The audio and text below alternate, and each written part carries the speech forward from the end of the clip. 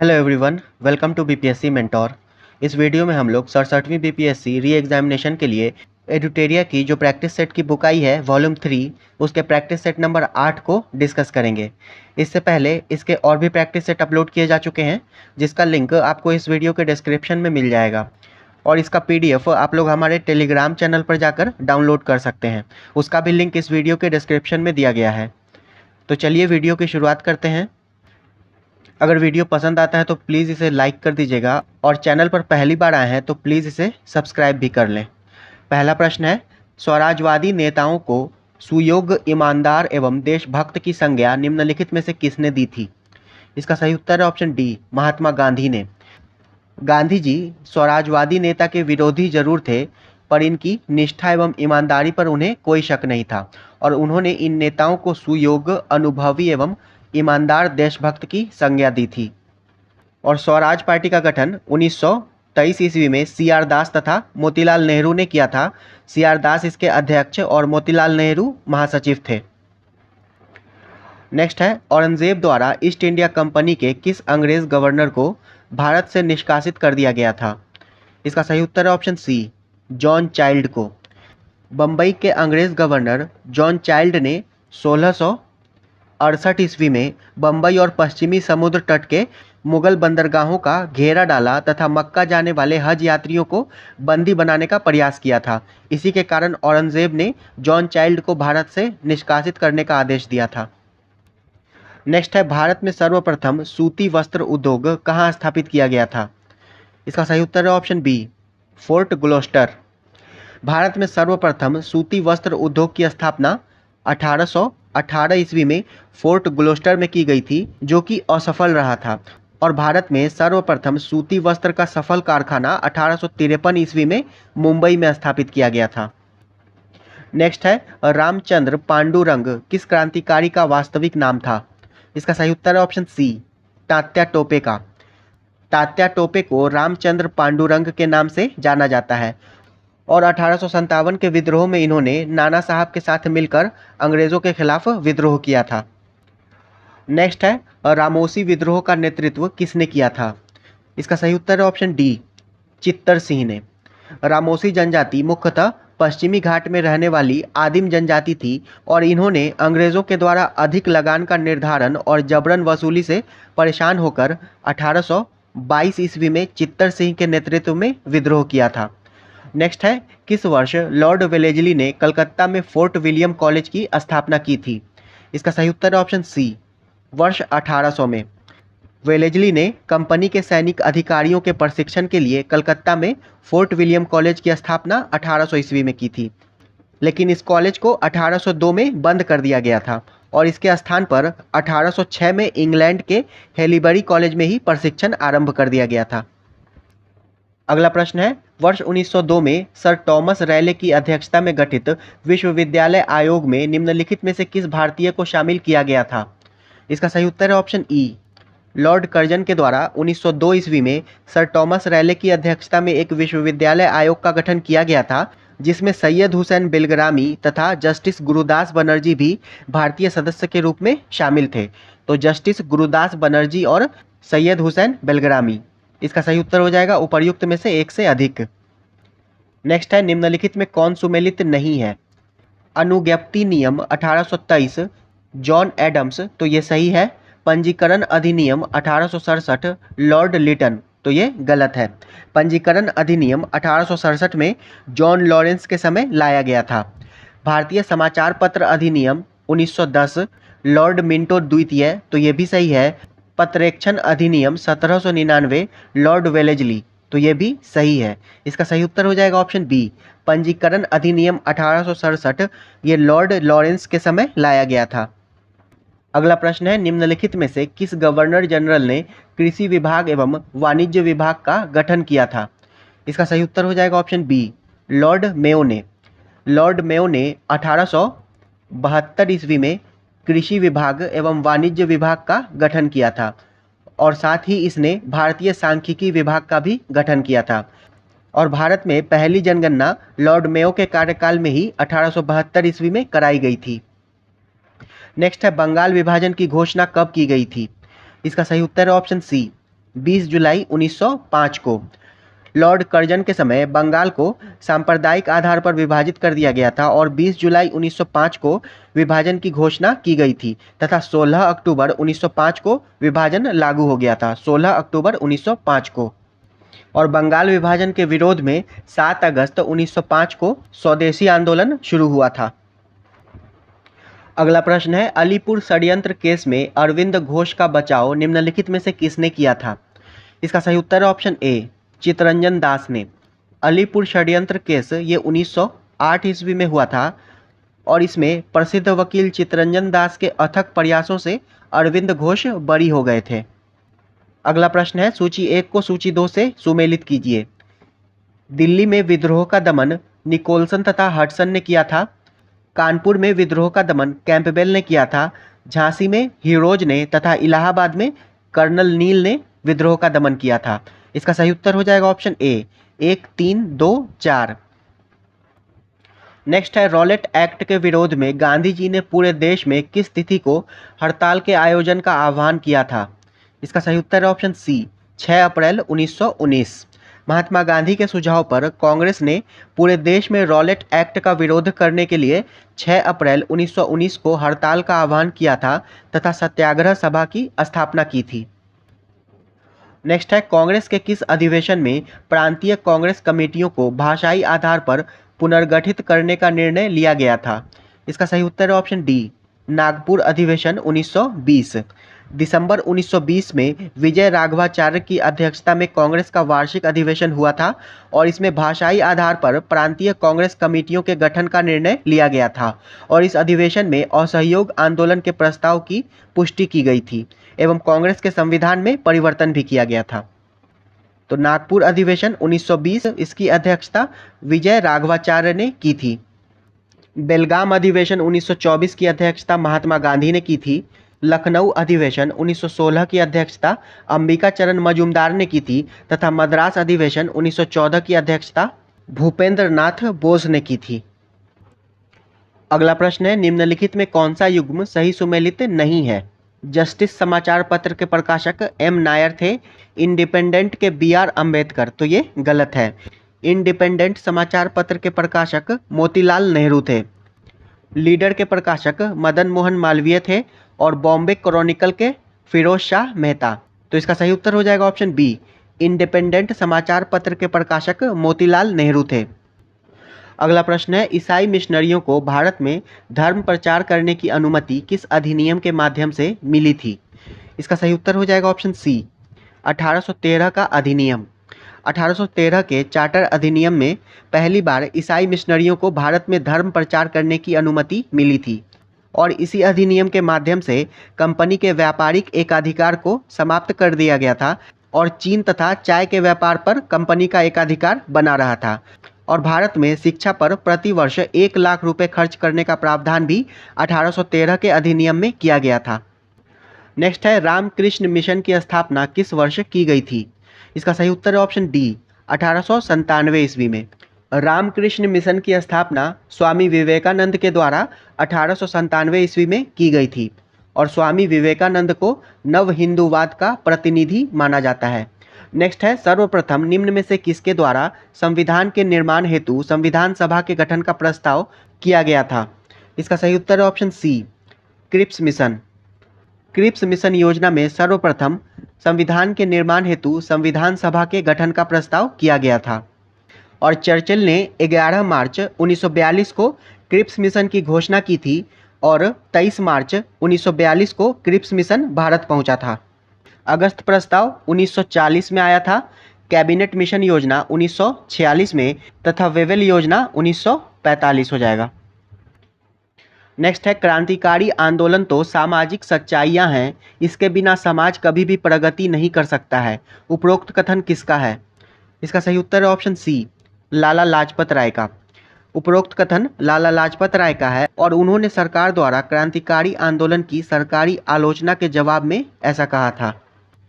अगला प्रश्न है, ब्रिटिश हाउस ऑफ कॉमन्स का चुनाव सर्वप्रथम किस भारतीय द्वारा लड़ा गया था? इसका सही उत्तर है ऑप्शन ए, WC बनर्जी के द्वारा।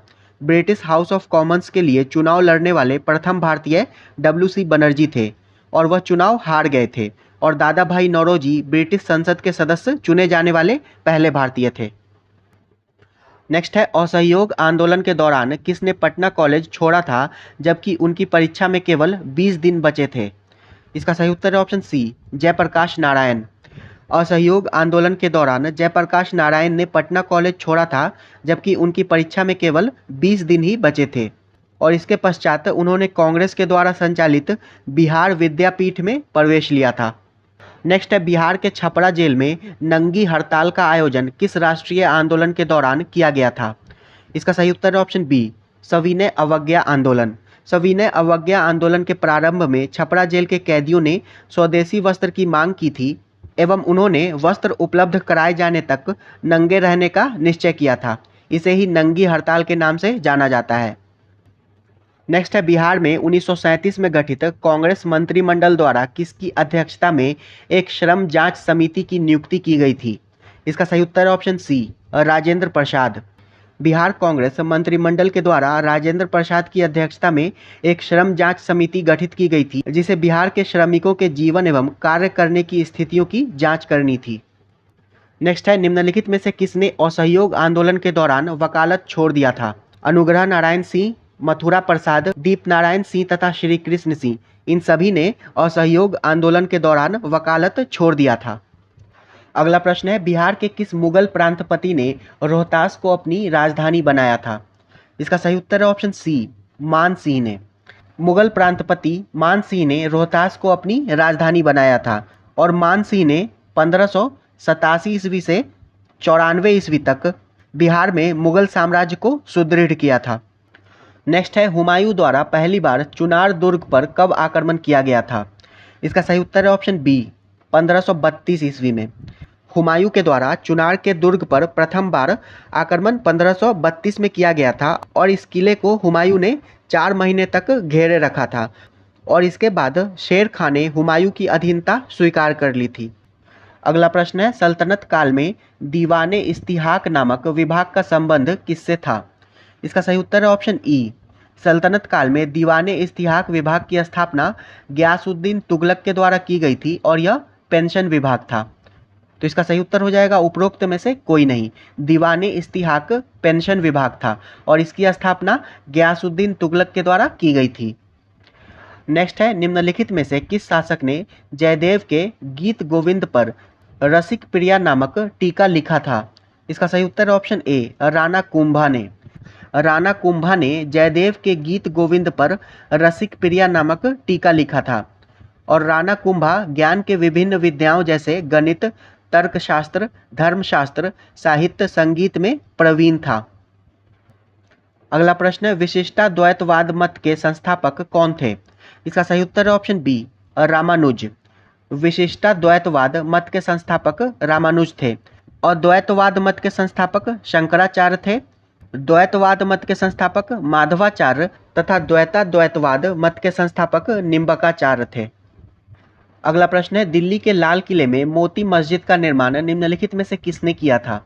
इसका सही उत्तर है ऑप्शन सी, औरंगजेब ने। दिल्ली के लाल किले में मोती मस्जिद का निर्माण औरंगजेब ने किया था।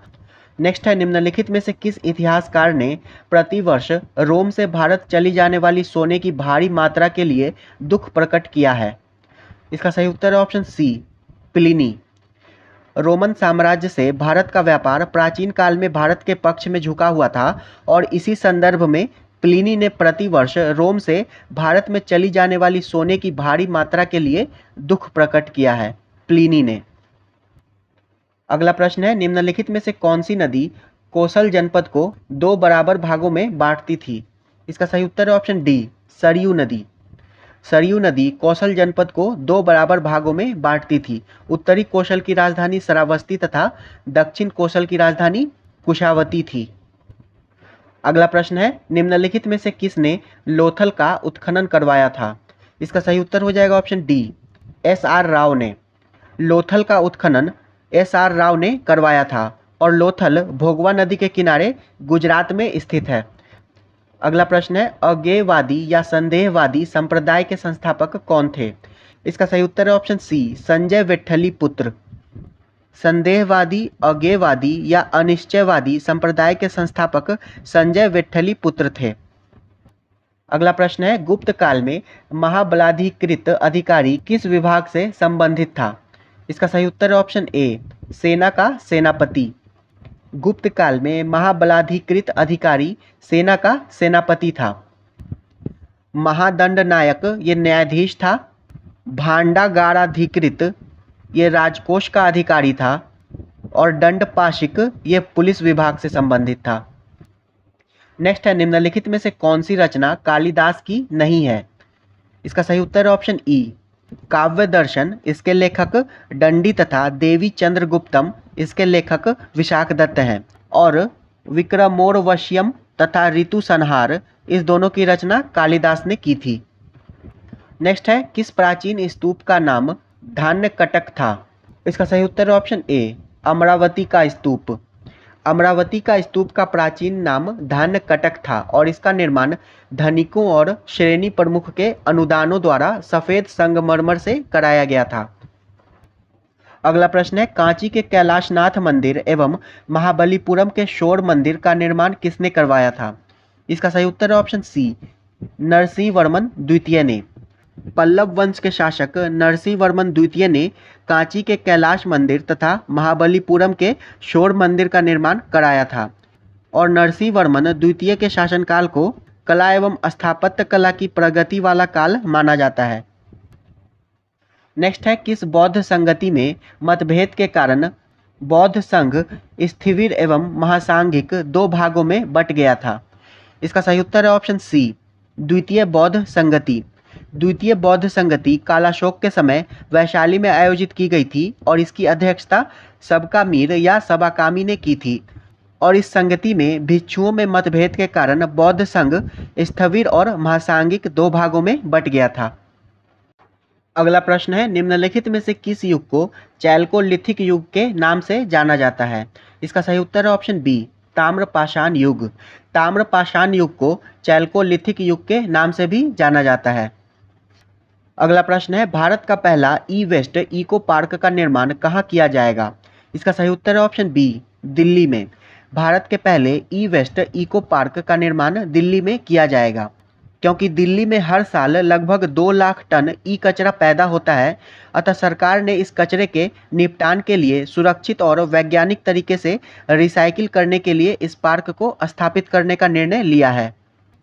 अगला प्रश्न है, एक्स कोबरा वॉरियर 2022 बहुराष्ट्रीय वायु अभ्यास का आयोजन कहाँ किया गया, जिसमें भारतीय वायुसेना के तेजस लड़ाकू विमान ने भाग लिया? इसका सही उत्तर है ऑप्शन डी, यूके में। एक्स कोबरा वॉरियर 2022 बहुराष्ट्रीय वायु अभ्यास का आयोजन यूके के वाडिंगटन में 6 से 27 मार्च के बीच किया गया था और इसमें भारतीय वायुसेना के लड़ाकू विमान तेजस के 5 विमानों ने भाग लिया था। अगला प्रश्न है, इकोनॉमिस्ट इंटेलिजेंस यूनिट यानी कि EIU द्वारा जारी लोकतंत्र सूचकांक 2021 में भारत को कौन सा स्थान प्राप्त हुआ है? इसका सही उत्तर है ऑप्शन सी, 46वां स्थान। इकोनॉमिस्ट इंटेलिजेंस यूनिट द्वारा जारी लोकतंत्र सूचकांक 2021 में भारत 46वें स्थान पर है और प्रथम स्थान पर नॉर्वे है, जबकि इस सूची में अंतिम स्थान पर अफगानिस्तान है। नेक्स्ट है, हाल ही में अरावली जैव विविधता पार्क को भारत का पहला अन्न प्रभावी क्षेत्र आधारित संरक्षण उपाय OECM साइट घोषित किया गया है। यह किस राज्य में स्थित है? इसका सही उत्तर है ऑप्शन ए, हरियाणा के गुरुग्राम में। विश्व आर्द्रभूमि दिवस के अवसर पर हरियाणा के गुरुग्राम में स्थित अरावली जैव विविधता पार्क को भारत का पहला अन्न प्रभावी क्षेत्र आधारित संरक्षण उपाय OECM साइट घोषित किया गया है। IUCN द्वारा उन क्षेत्रों को OECM टैग दिया जाता है जो संरक्षित नहीं है लेकिन जैव विविधता का समर्थन करते हैं।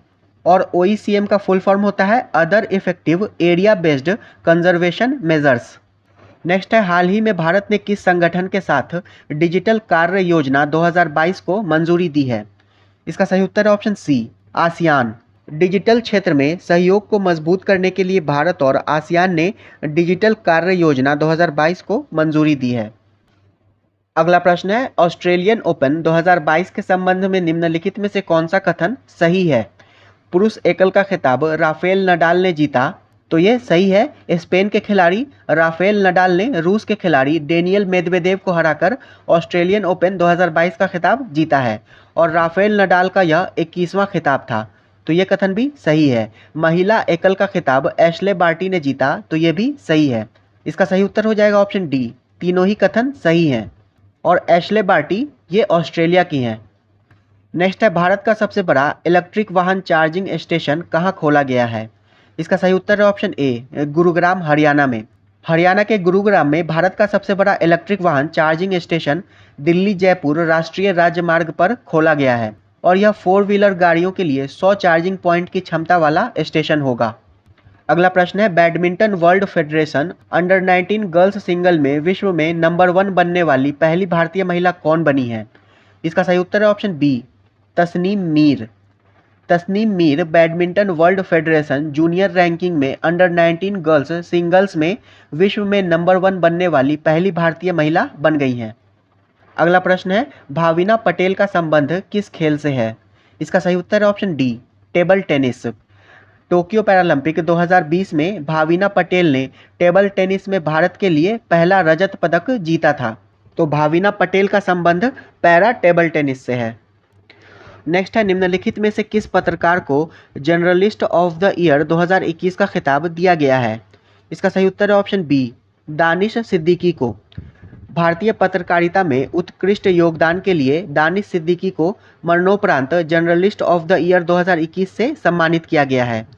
दानिश सिद्दीकी की अफगानिस्तान में एक झड़प को कवर करने के दौरान हत्या कर दी गई थी और दानिश सिद्दीकी समेत 4 भारतीयों को फीचर फोटोग्राफी श्रेणी में प्रतिष्ठित पुलित्जर पुरस्कार 2022 से भी सम्मानित किया गया है। अगला प्रश्न है, वर्ष 2022 में शंघाई सहयोग संगठन यानी कि एससीओ की 22वीं बैठक का आयोजन कहाँ किया जाएगा? इसका सही उत्तर है ऑप्शन ए, उज़्बेकिस्तान में।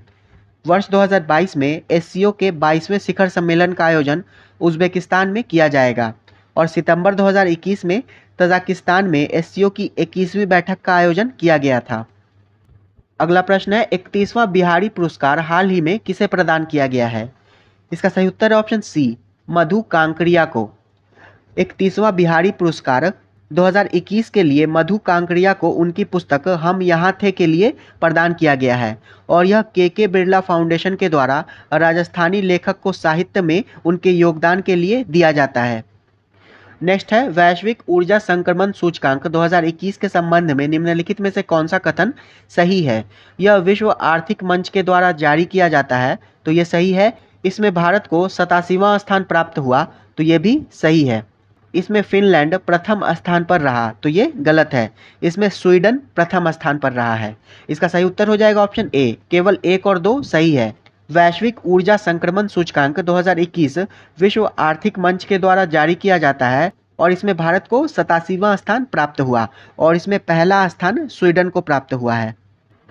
अगला प्रश्न है, फरवरी 2022 में निधन हुए भारत की पार्श्व गायिका लता मंगेशकर को किस वर्ष भारत रत्न से सम्मानित किया गया था? इसका सही उत्तर है ऑप्शन डी, वर्ष 2001 में। 6 फरवरी 2022 को भारत की पार्श्व गायिका लता मंगेशकर का निधन हो गया और उन्हें वर्ष 2021 में भारत रत्न प्रदान किया गया था और लता मंगेशकर को स्वर कोकिला के रूप में भी जाना जाता है और लता मंगेशकर को 1989 में दादा साहब फाल्के पुरस्कार, 1969 में पद्म भूषण और 1999 में पद्म विभूषण प्रदान किया गया था। नेक्स्ट है, निम्नलिखित में से किन देशों के मध्य नवंबर 2021 में दोस्ती नामक सैन्य अभ्यास का आयोजन किया गया? इसका सही उत्तर है ऑप्शन सी, भारत, मालदीव और श्रीलंका के मध्य नवंबर 2021 में भारत, मालदीव और श्रीलंका के बीच मालदीव में संयुक्त सैन्य अभ्यास दोस्ती का आयोजन किया गया। नेक्स्ट है, भारत में प्रसारण सामग्री शिकायत परिषद की पहली महिला अध्यक्ष कौन बनी है? इसका सही उत्तर है ऑप्शन डी, गीता मित्तल। गीता मित्तल भारत में प्रसारण सामग्री शिकायत परिषद की पहली महिला अध्यक्ष बनी है। धृति बनर्जी ये जूलॉजिकल सर्वे ऑफ इंडिया की पहली महिला अध्यक्ष बनी है। अलका मित्तल ये ओएनजीसी की पहली महिला अध्यक्ष बनी है तथा आयशा अजीज ये भारत की सबसे युवा महिला पायलट बनी है। नेक्स्ट है, भारत में पहली बार ओशियंस 2022 सम्मेलन का आयोजन किस शहर में किया गया? इसका सही उत्तर है ऑप्शन बी, चेन्नई में। राष्ट्रीय महासागर प्रौद्योगिकी संस्थान तथा आईआईटी मद्रास के द्वारा तमिलनाडु के चेन्नई में पहली बार ओशियंस 2022 सम्मेलन का आयोजन किया गया। यह वैश्विक समुद्री शोधकर्ताओं का द्विवार्षिक कार्यक्रम है और इसका उद्देश्य समुद्री प्रदूषण, जलवायु परिवर्तन, मौसम अनिश्चितता आदि से निपटने पर विचार विमर्श करना है।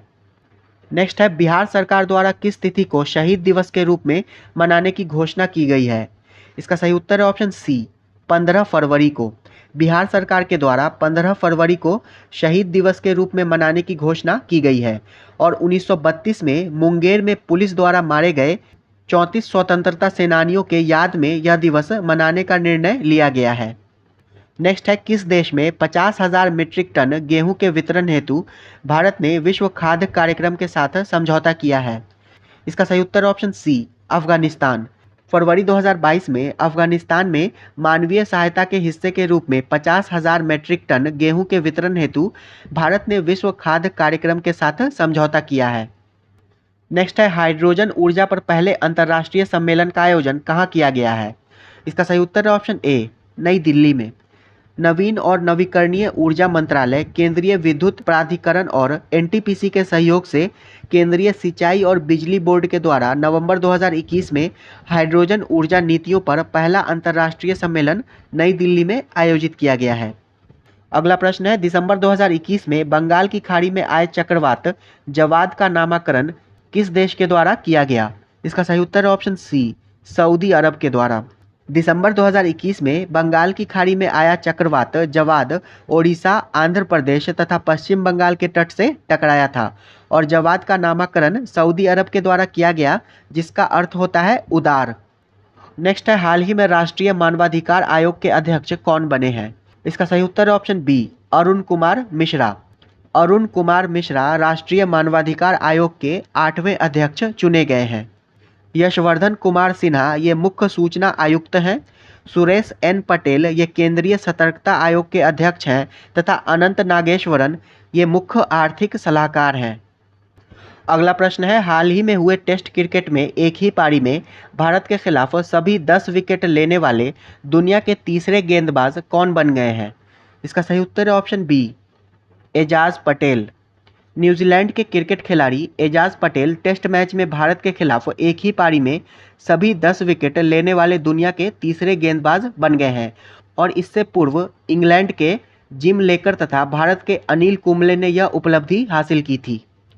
नेक्स्ट है, संयुक्त राष्ट्र महासभा के द्वारा किस वर्ष को अंतर्राष्ट्रीय मोटा अनाज वर्ष घोषित किया गया है? इसका सही उत्तर है ऑप्शन बी, वर्ष 2023 को। संयुक्त राष्ट्र महासभा के द्वारा भारत की ओर से पेश एक प्रस्ताव को सर्वसम्मति से स्वीकार कर लिया गया और इसके तहत वर्ष 2023 को मोटे अनाजों का अंतर्राष्ट्रीय वर्ष घोषित किया गया है। अगला प्रश्न है, केंद्रीय बजट 2022-23 के अनुसार पीएम गति शक्ति के अंतर्गत आर्थिक विकास के 7 इंजनों में कौन एक नहीं है? इसका सही उत्तर है ऑप्शन डी, संचार। पीएम गति शक्ति को बढ़ावा देने के लिए 7 कारक हैं: सड़क, रेल मार्ग, हवाई मार्ग, विमानपत्तन, माल परिवहन, जल मार्ग और लॉजिस्टिक अवसंरचना। अगला प्रश्न है, अगस्त 2022 में मौद्रिक नीति समिति यानी कि मॉनेटरी पॉलिसी कमेटी के निर्णय अनुसार रेपो दर क्या है? इसका सही उत्तर है ऑप्शन सी, 5.4%। भारतीय रिजर्व बैंक के गवर्नर शक्तिकांत दास की अध्यक्षता वाली मौद्रिक नीति समिति ने रेपो दर को 50 आधार अंक बढ़ाकर 5.40% कर दिया है। नेक्स्ट है, बजट 2022-23 में जल जीवन मिशन के लिए कुल कितनी राशि आवंटित की जाएगी? इसका सही उत्तर है ऑप्शन बी, 60,000 करोड़। केंद्र सरकार के द्वारा जल जीवन मिशन के अंतर्गत वर्ष 2022-23 के बजट को बढ़ाकर 60,000 करोड़ रुपए कर दिया गया है। नेक्स्ट है, निम्नलिखित में से किस हिंदी लेखक को उनके उपन्यास रेत समाधि टॉम्ब ऑफ सैंड के लिए अंतर्राष्ट्रीय बुकर प्राइज से सम्मानित किया गया, जिसे डेजी रॉकवेल ने ट्रांसलेट किया है? इसका सही उत्तर है ऑप्शन ए, गीतांजलि श्री। भारतीय लेखिका गीतांजलि श्री के उपन्यास टॉम्ब ऑफ सैंड को अंतर्राष्ट्रीय बुकर प्राइज मिला है और इसे डेजी रॉकवेल ने ट्रांसलेट किया है। टॉम्ब ऑफ सैंड प्रतिष्ठित अंतर्राष्ट्रीय बुकर पुरस्कार जीतने वाली किसी भी भारतीय भाषा की पहली किताब बन गई है। अगला प्रश्न है, प्रधानमंत्री नरेंद्र मोदी ने किस शहर के प्रगति मैदान में 27 मई को देश के सबसे बड़े ड्रोन महोत्सव भारत ड्रोन महोत्सव 2022 का उद्घाटन किया? इसका सही उत्तर है ऑप्शन डी, नई दिल्ली में। प्रधानमंत्री नरेंद्र मोदी ने दिल्ली के प्रगति मैदान में 27 मई को देश के सबसे बड़े ड्रोन महोत्सव भारत ड्रोन महोत्सव 2022 का उद्घाटन किया है। नेक्स्ट है, डीआरडीओ द्वारा अप्रैल 2022 में हेलिना का सफलतापूर्वक परीक्षण किया गया, यह क्या है? इसका सही उत्तर है option B, anti tank guided missile. DRDO के द्वारा राजस्थान के पोखरन में एडवांस लाइट हेलीकॉप्टर से स्वदेश निर्मित anti tank guided missile Helina का सफलतापूर्वक परीक्षण किया गया और यह missile fire and forget system पर यानी कि दागो और भूल जाओ पर काम करता है। नेक्स्ट है, नीचे दिए गए कूट में निम्नलिखित पहाड़ियों को दक्षिण से उत्तर की ओर बढ़ते हुए क्रम में व्यवस्थित करें। सतमाला पहाड़ी महाराष्ट्र में है, कैमूर पहाड़ियाँ ये मध्य प्रदेश और बिहार में है, पीर पंजाल श्रेणी ये जम्मू कश्मीर तथा हिमाचल प्रदेश में है और त्रिशूल पर्वत ये उत्तराखंड में है। तो इसका सही उत्तर हो जाएगा ऑप्शन बी, 1, 2, 4, 3। सतमाला पहाड़ी, उसके ऊपर फिर कैमूर पहाड़ियाँ, उसके बाद फिर त्रिशूल पर्वत और फिर पीर पंजाल श्रेणी, दक्षिण से उत्तर की ओर। नेक्स्ट है, निम्नलिखित में कौन सा कथन सही नहीं है? भारत में सर्वाधिक लिंगानुपात वाला राज्य केरल है, तो ये सही है। 2011 की जनगणना के अनुसार सर्वाधिक दशकीय वृद्धि वाला राज्य मेघालय है, तो ये भी सही है। न्यूनतम साक्षरता वाला राज्य बिहार है, तो ये भी सही है। न्यूनतम जनसंख्या घनत्व वाला राज्य अरुणाचल प्रदेश है, तो ये भी सही है। इसका सही उत्तर है ऑप्शन ई, उपर्युक्त में से कोई नहीं। ये सभी कथन सही हैं। सर्वाधिक लिंगानुपात केरल में है 1084। सर्वाधिक दशकीय वृद्धि मेघालय में हुई है 27.9% की और न्यूनतम साक्षरता दर वाला राज्य बिहार है और बिहार की साक्षरता दर 61.8% थी और न्यूनतम जनसंख्या घनत्व अरुणाचल प्रदेश में है 17 व्यक्ति प्रति वर्ग किलोमीटर। नेक्स्ट है, श्रीशैलम परियोजना का संबंध किस नदी से है? इसका सही उत्तर है ऑप्शन बी, कृष्णा नदी। श्रीशैलम परियोजना कृष्णा नदी पर स्थित है और इस परियोजना से लाभान्वित राज्य आंध्र प्रदेश और तेलंगाना है। अगला प्रश्न है, लैटेराइट मिट्टी के संबंध में सही है, इसका विस्तार पंजाब क्षेत्र में है, तो ये गलत है। लैटेराइट मिट्टी का विस्तार केरल पश्चिमी घाट क्षेत्र में है। इस मिट्टी में लोहा एल्युमिनियम की मात्रा कम होती है, तो ये गलत है। इस मिट्टी में लोहा तथा एल्युमिनियम की मात्रा अधिक होती है। इसमें चावल गेहूं की कृषि की जाती है, तो ये भी गलत है। यह मिट्टी चाय, रबर, कॉफ़ी आदि के लिए अच्छी होती है। इसका विकास उच्च तापमान एवं भारी वर्षा क्षेत्र में होता है, तो यह कथन सही है। इसका सही उत्तर हो जाएगा ऑप्शन डी, लैटेराइट मिट्टी का विकास उच्च तापमान एवं भारी वर्षा वाले क्षेत्र में होता है। नेक्स्ट है, निम्नलिखित कथनों में असत्य कथन का चयन करें। जस्ता उत्पादन में राजस्थान का लगभग एकाधिकार है, तो ये कथन सही है। भारत में चांदी का सर्वाधिक उत्पादक राज्य राजस्थान है, तो ये भी कथन सही है। टिन उत्पादन में प्रथम स्थान छत्तीसगढ़ का है, तो ये भी कथन सही है। ओडिशा देश में सर्वाधिक बॉक्साइट का उत्पादक राज्य है, तो ये भी कथन सही है। इसका सही उत्तर हो जाएगा ऑप्शन ई, उपर्युक्त में से कोई नहीं। ये सभी कथन सही है। अगला प्रश्न है, निम्न शहरों को पश्चिम से पूरब के क्रम में सजाएं। इसका सही उत्तर हो जाएगा ऑप्शन सी, पश्चिम से पूरब का क्रम हो जाएगा पहले नागपुर, फिर भोपाल, फिर झांसी और उसके बाद कोलकाता। अगला प्रश्न है, निम्न महासागरीय धाराओं में कौन सी प्रशांत महासागर से संबंधित नहीं है? इसका सही उत्तर है ऑप्शन ए, कनारी। कनारी ठंडी महासागरीय धारा है जो कि उत्तर अटलांटिक महासागर से संबंधित है। क्यूरोशियो, हम्बोल्ट और कैलिफोर्निया ये तीनों प्रशांत महासागर की जलधारा है। अगला प्रश्न है, पिट्टी द्वीप जहां मनुष्य का आवास नहीं है तथा वहां एक पक्षी अभयारण्य है, भारत में यह किस जगह पर स्थित है? इसका सही उत्तर ऑप्शन डी, लक्षद्वीप में। लक्षद्वीप समूह में स्थित पिट्टी द्वीप एक पक्षी अभयारण्य है तथा यहाँ पर कोई मानव निवास नहीं है। नेक्स्ट है, निम्नलिखित में से किस देश या किन देशों की सीमा आर्कटिक महासागर से नहीं मिलती है? इसका सही उत्तर ऑप्शन डी, फ्रांस। आर्कटिक महासागर की सीमा कनाडा, ग्रीनलैंड, रूस, संयुक्त राज्य अमेरिका, आइसलैंड, नॉर्वे, स्वीडन और फिनलैंड से लगती है। नेक्स्ट है, महासागरों और समुद्रों में ज्वार भाटा उत्पन्न होने के कारणों में निम्नलिखित में से कौन नहीं है? इसका सही उत्तर हो जाएगा ऑप्शन डी, पृथ्वी का अभिकेंद्रीय बल। सूर्य एवं चंद्रमा के आकर्षण शक्तियों के कारण सागरीय जल के ऊपर उठने तथा नीचे गिरने को ज्वार भाटा कहा जाता है, और इसमें पृथ्वी का अपकेंद्रीय बल, चंद्रमा का गुरुत्वीय बल तथा सूर्य का गुरुत्वीय बल शामिल होता है।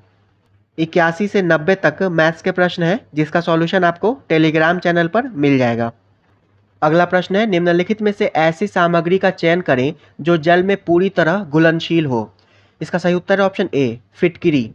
फिटकिरी एक हाइड्रेटेड साल्ट है जिसे वाटर प्यूरिफायर के रूप में उपयोग किया जाता है, और यह जल में पूरी तरह से घुलनशील होता है। नेक्स्ट है, निम्नलिखित में से किस द्रव में लोहे की कील रखे जाने पर वह अपनी चमक खो देगा और सुस्त दिखाई देने लगेगा। इसका सही उत्तर है ऑप्शन ए, शीतल पेय। शीतल पेय में कार्बोनिक एसिड होता है जो लोहे के साथ प्रतिक्रिया करता है, फलस्वरूप लोहे की कील अपनी चमक खो देती है और डल दिखाई देने लगती है। नेक्स्ट है, सिंथेटिक फाइबर को कहा जाता है। इसका सही उत्तर है ऑप्शन बी, मानव निर्मित फाइबर। सिंथेटिक फाइबर को कृत्रिम या मानव निर्मित फाइबर कहा जाता है, क्योंकि इसे कारखाने में मनुष्य के द्वारा बनाया जाता है। नेक्स्ट है, निम्नलिखित में से वायु में सर्वाधिक प्रतिशतता वाले गैस का चयन करें।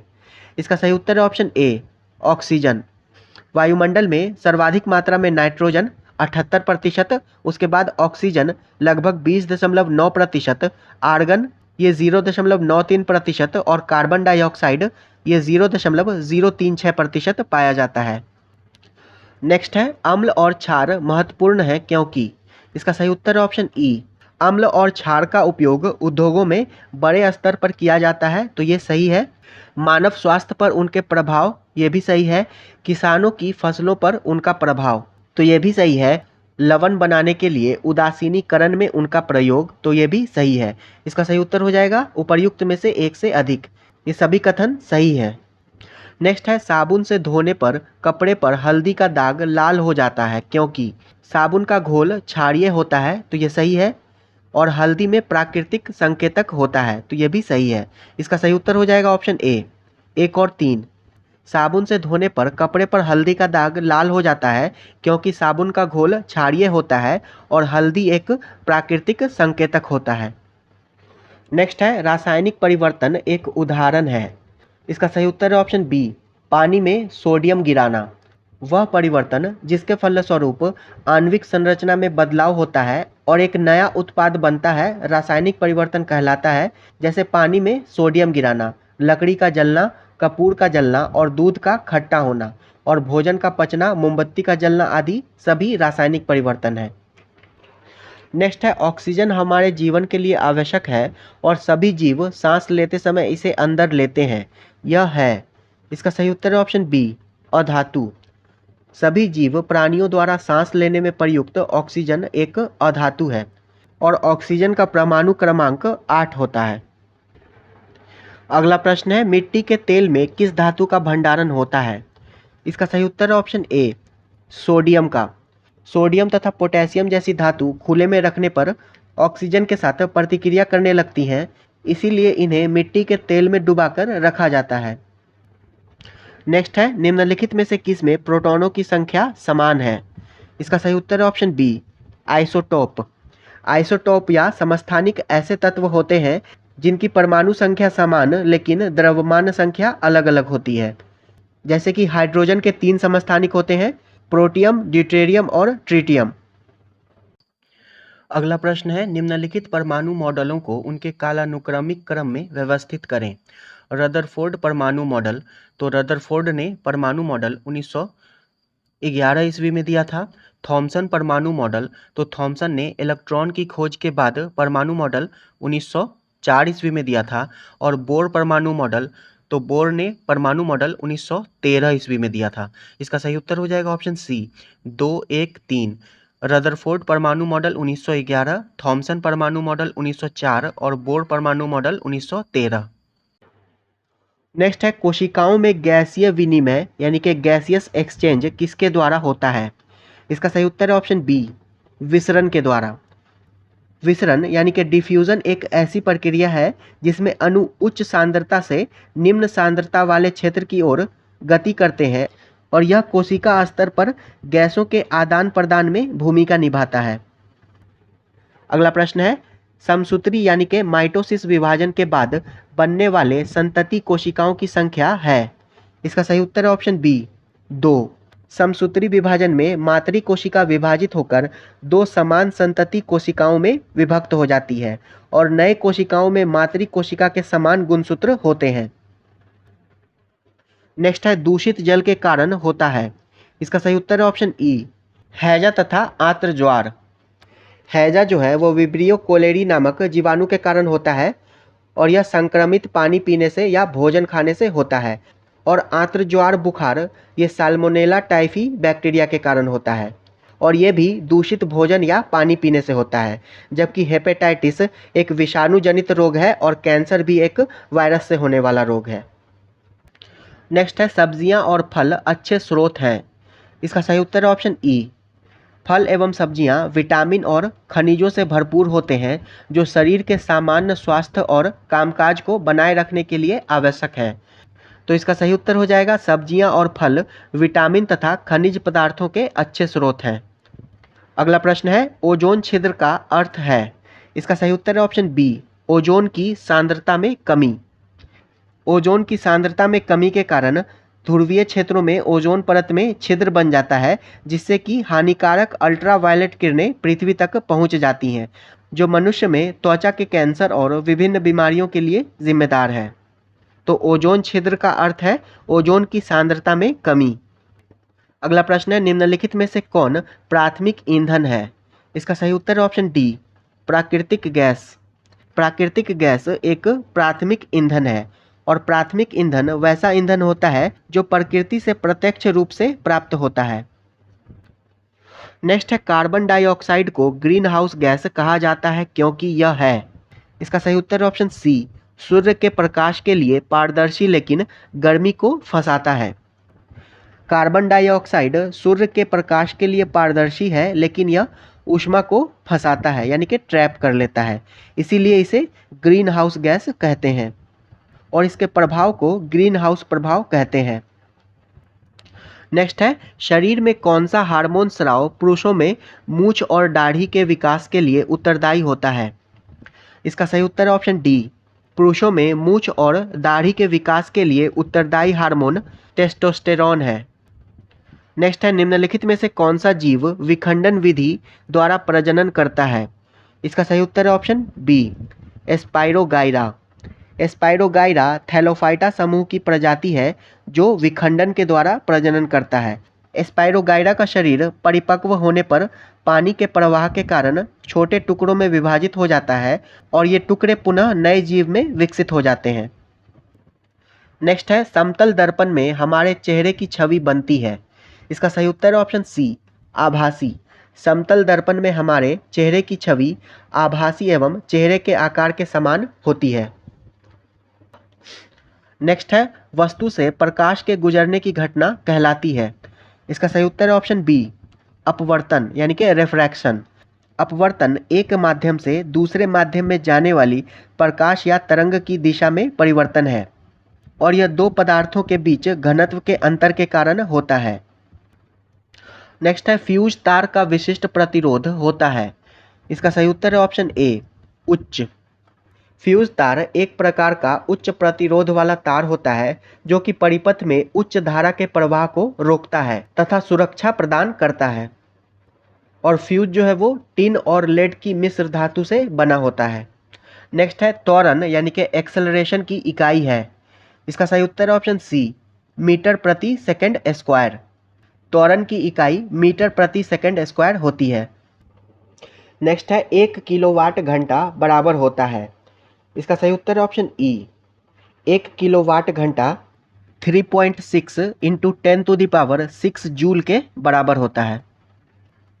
नेक्स्ट है, निम्नलिखित में से कौन सी आवृत्ति एक सामान्य मनुष्य द्वारा सुनी जा सकती है। इसका सही उत्तर है ऑप्शन ए 10⁴ हर्ट्ज। मनुष्य जो है वो 20 से 20,000 हर्ट्ज तक की ध्वनि को सुन सकता है और 20 हर्ट्ज से कम आवृत्ति वाली ध्वनि को इंफ्रासोनिक तथा 20,000 हर्ट्ज से अधिक वाली आवृत्ति को अल्ट्रासोनिक ध्वनि कहते हैं। नेक्स्ट है, यदि पृथ्वी का गुरुत्वाकर्षण बल अचानक गायब हो जाता है तो निम्न में से कौन सा सही है? इसका सही उत्तर है ऑप्शन ए, वस्तु का भार शून्य हो जाएगा। वस्तु का भार W इज इक्वल टू होता है mg, यानी कि द्रव्यमान गुणे गुरुत्वीय त्वरण, और जब गुरुत्वीय त्वरण शून्य हो जाएगा तो वस्तु का भार भी शून्य हो जाएगा। नेक्स्ट है, पादप कोशिका की कोशिका भित्ति मुख्य रूप से बनी होती है। इसका सही उत्तर ऑप्शन ए, सेलुलोज की। पादप कोशिका की कोशिका भित्ति सेलुलोज की बनी होती है। नेक्स्ट है, मनुष्य में 2 बार बढ़ने वाले दांतों की संख्या होती है। इसका सही उत्तर है ऑप्शन डी, 20। मनुष्य में कुल 20 दांतों का विकास 2 बार होता है। नेक्स्ट है, भोजन का रासायनिक पाचन शुरू होता है। इसका सही उत्तर है ऑप्शन ए, मुंह से। मुंह में लार ग्रंथि होती है जो एमाइलेज नामक एंजाइम का स्राव करती है, और यह भोजन में मौजूद जटिल कार्बोहाइड्रेट्स को सरल रूपों में परिवर्तित करता है। इसलिए भोजन का रासायनिक पाचन मुंह से शुरू हो जाता है। नेक्स्ट है, भारत एक है। इसका सही उत्तर है ऑप्शन बी, राज्यों का संघ। भारत एक राज्यों का संघ है। इसका वर्णन अनुच्छेद 1 में किया गया है। नेक्स्ट है, किस अनुच्छेद के तहत संसद को नागरिकता संबंधी कानून बनाने का अधिकार है? इसका सही उत्तर है ऑप्शन डी, अनुच्छेद 11। भारतीय संविधान के भाग 2 में अनुच्छेद 5 से 11 तक नागरिकता से संबंधित है, और अनुच्छेद 11 में संसद को नागरिकता संबंधी कानून बनाने का अधिकार है, और इसी के तहत संसद ने नागरिकता अधिनियम 1955 पारित किया है। नेक्स्ट है, राष्ट्रपति पद के उम्मीदवारों को चुनाव प्रचार के लिए कितना समय मिलता है? इसका सही उत्तर है ऑप्शन सी, 2 सप्ताह का। अनुच्छेद 54, अनुच्छेद 55 के अनुसार राष्ट्रपति चुनाव का वर्णन है, और इसी के तहत राष्ट्रपति के उम्मीदवार को 2 सप्ताह के प्रचार करने का मौका मिलता है। अगला प्रश्न है, पंचायती राज व्यवस्था के कार्यों की सूची किस अनुच्छेद के तहत दी गई है? इसका सही उत्तर है ऑप्शन डी, अनुच्छेद 243 जी। 73वें संविधान संशोधन अधिनियम के तहत नई अनुसूची 11 जोड़ी गई थी, जिसके तहत 29 विषयों पर कानून बनाने का अधिकार अनुच्छेद 243 जी के तहत पंचायती संस्थाओं को दिया गया था। अगला प्रश्न है, ब्रिटिश सरकार ने ईस्ट इंडिया कंपनी का व्यापारिक अधिकार किस एक्ट के तहत कुछ अपवाद को छोड़कर समाप्त कर दिया था? इसका सही उत्तर है option A, charter act 1813। British सरकार ने चार्टर एक्ट 1813 के तहत ईस्ट इंडिया कंपनी को चीन तथा चाय के व्यापार को छोड़कर व्यापारिक एकाधिकार को समाप्त कर दिया था। नेक्स्ट है, पंचायती राज व्यवस्था को किस समिति की अनुशंसा पर संवैधानिक अधिकार प्रदान किया गया? इसका सही उत्तर है ऑप्शन सी, LM सिंघवी समिति। 1986 में राजीव गांधी सरकार ने लोकतंत्र और विकास के लिए पंचायती राज व्यवस्था के पुनरुद्धार के उद्देश्य से LM सिंघवी समिति का गठन किया था, और इस समिति ने पंचायतों को संवैधानिक अधिकार देने की अनुशंसा की थी। नेक्स्ट है, संसद में गणपूर्ति के लिए कुल सदस्य का कितना भाग होना चाहिए? इसका सही उत्तर ऑप्शन ए, 1/10 भाग। संसद में गणपूर्ति के लिए कुल सदस्य का 1/10 भाग होना चाहिए, और संविधान के अनुच्छेद 100 में इसका वर्णन किया गया है।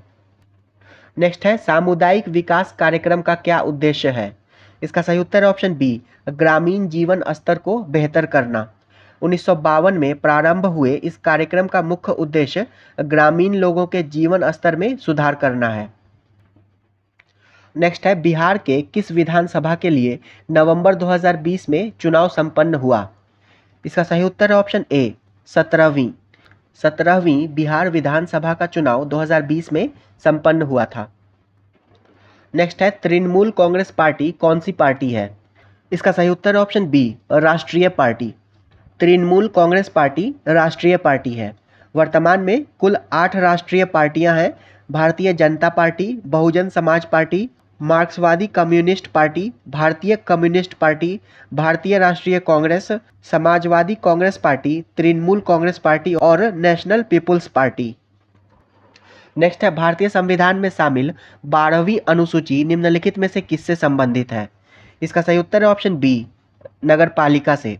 भारतीय संविधान में 74वें संविधान संशोधन अधिनियम 1992 के द्वारा नगरपालिकाओं को संवैधानिक दर्जा दिया गया था, तथा इस संशोधन के माध्यम से संविधान में भाग 9 को जोड़ा गया था, जो कि 1 जून 1993 से प्रभावी हुआ था। नेक्स्ट है, निम्नलिखित राज्यों में से किस राज्य में 2 स्तरीय पंचायती राज व्यवस्था है? इसका सही उत्तर है ऑप्शन डी, सिक्किम में। सिक्किम में 2 स्तरीय पंचायती राज व्यवस्था है, जिसमें ग्राम पंचायत तथा जिला पंचायत शामिल है। इसके अतिरिक्त मणिपुर में भी यही व्यवस्था है। नेक्स्ट है, निर्वाचन आयोग निम्न में से किसका चुनाव संपन्न कराता है? इसका सही उत्तर है ऑप्शन ई, भारतीय संविधान का अनुच्छेद 324 चुनाव आयोग से संबंधित है और चुनाव आयोग राष्ट्रपति, उपराष्ट्रपति, संसद तथा राज्य विधायिका का चुनाव कराता है और वर्तमान में मुख्य चुनाव आयुक्त राजीव कुमार हैं। अगला प्रश्न है, वर्तमान में अखिल भारतीय सेवाएं हैं। इसका सही उत्तर है ऑप्शन ई, उपर्युक्त में से एक से अधिक।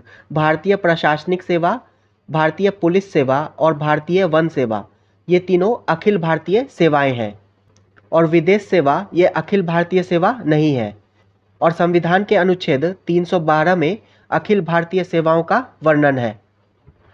नेक्स्ट है, निम्नलिखित को सुमेलित कीजिए। पलामू ये झारखंड में है और ये मैग्नीज के लिए प्रसिद्ध है। हजारीबाग ये भी झारखंड में है और ये बॉक्साइट के लिए प्रसिद्ध है। खेतरी राजस्थान में है और यहाँ से तांबा का उत्खनन होता है। और क्योंझर जो है वो ओडिशा में है और यहाँ अभ्रक का भंडार है। इसका सही उत्तर हो जाएगा option B, 2, 4, 1, 3। Palamu manganese, Hazaribagh bauxite, Khetri तांबा और क्योंझर अभ्रक।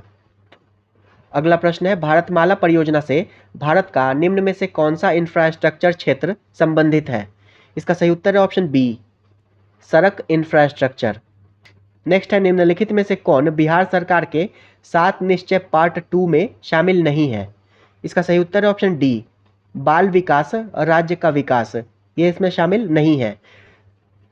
बिहार सरकार के 7 निश्चय पार्ट 2 में युवा शक्ति, बिहार की प्रगति, सशक्त महिला, सक्षम महिला, हर खेत तक पानी, स्वच्छ गांव, समृद्ध गांव, स्वच्छ शहर, विकसित शहर, सुलभ संपर्कता और सबके लिए स्वास्थ्य सुविधा शामिल है। अगला प्रश्न है, वर्ष 2019-20 में बिहार में किस श्रेणी के बिजली उपभोक्ताओं की संख्या सर्वाधिक है? इसका सही उत्तर ऑप्शन बी, घरेलू। बिहार में घरेलू उपभोक्ता 91.6% तथा व्यावसायिक उपभोक्ता 5.65% है। नेक्स्ट है, भारत का प्रथम तितली उद्यान कहाँ है? इसका सही उत्तर है ऑप्शन ए, बन्नेरघट्टा, बेंगलुरु। भारत के पहले तितली उद्यान को बन्नेरघट्टा राष्ट्रीय उद्यान कर्नाटक में विकसित किया गया है। नेक्स्ट है, 2011 के जनगणना के अनुसार बिहार के किस जिला में सर्वाधिक लिंगानुपात है? इसका सही उत्तर है ऑप्शन बी, गोपालगंज में। 2011 के जनगणना के अनुसार बिहार के गोपालगंज का लिंगानुपात 1021 है और न्यूनतम लिंगानुपात वाला जिला मुंगेर है।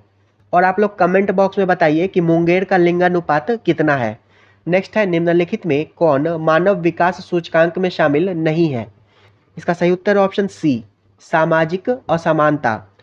मानव विकास सूचकांक में जीवन प्रत्याशा, शिक्षा और प्रति व्यक्ति आय को शामिल किया जाता है और मानव विकास सूचकांक को यूनाइटेड नेशंस डेवलपमेंट प्रोग्राम यानी कि यूएनडीपी के द्वारा जारी किया जाता है। नेक्स्ट है, मेरा गांव मेरा बैंक अभियान निम्न में से किस बैंक ने प्रारंभ किया है? इसका सही उत्तर ऑप्शन ए, एसबीआई ने।